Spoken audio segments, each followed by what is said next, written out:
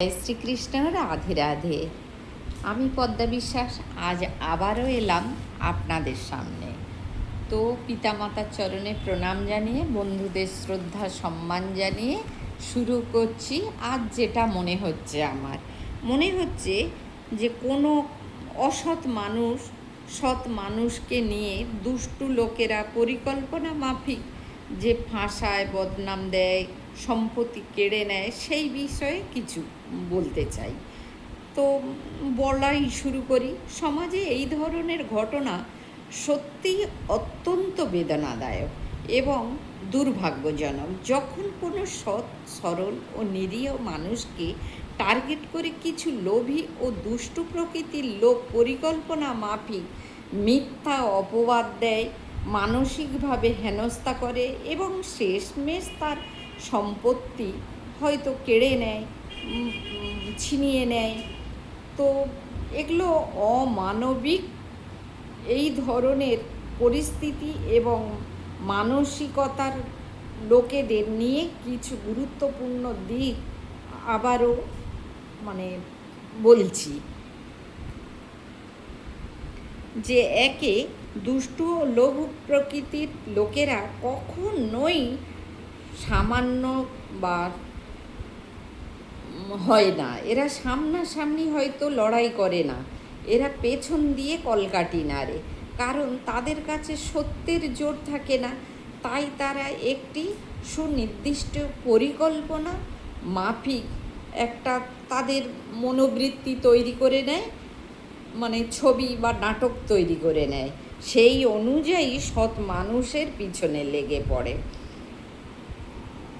হয়তো দেখা যাবে যে মানুষটির নামে সমাজে মিথ্যা কুৎসা বদনাম রটালো, তার উপরে হেনস্থা করলো, রেগুলার তার পিছনে একটা না একটা অশান্তির কারণ তারাই করে দিচ্ছে। কারণ তাকে সুস্থ থাকতে দেবে না। মুখেই হয়তো বলে যে টেনশান দেনেকে নিয়ে নেলেকে নিয়ে নয়।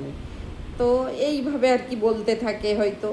তা মানসিক চাপ সৃষ্টি করায় এরা চারপাশ থেকে নানান রকমের যন্ত্রণা, মিথ্যা অপবাদ, হয়তো বা যে কোনো দুর্ঘটনার মূলেও এরাই থাকতে পারে।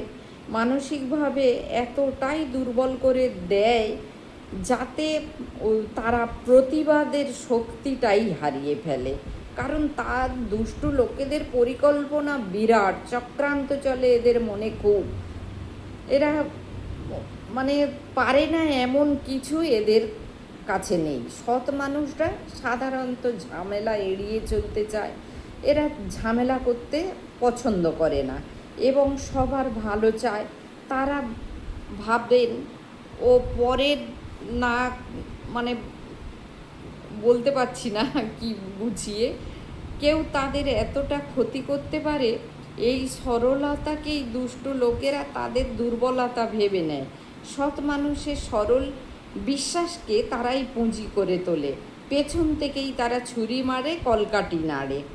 ইতিহাসে এমন বাস্তব জীবন সাক্ষী দেয় যে অন্যের ক্ষতি করে বা অন্যায়ভাবে কারো জমি সম্পত্তি কেড়ে নেয়, অপবাদ দেয়, কোনো দিন কিন্তু তারা সুখী হতে পারে না। সাময়িক জয় হয়তো তাদের হয়, দীর্ঘস্থায়ী হয় না। দীর্ঘস্থায়ী হবে যিনি সৎ, ওদের অসতের পতন অবশ্যই হবে। পাপের ঘোড়া যখন পূর্ণ হবে, যারা পরিকল্পনা করে একজন ভালো মানুষকে কষ্ট দেয়, সমাজে তাদের মুখোশ একদিন না একদিন খুলবেই। মানুষ তাদের মুখে খ্যাতির করলেও মনে মনে ঘৃণা করবেই, সে যত বড়ই মানুষ হোক। যদি কোনো সৎ মানুষ এই ধরনের চক্রান্তের শিকার হয়, তবে সম্পূর্ণ ভেঙে না পড়ে কিছু পদক্ষেপ নেবেন। যেমন মানসিক মনোবল ধরে রাখা দরকার।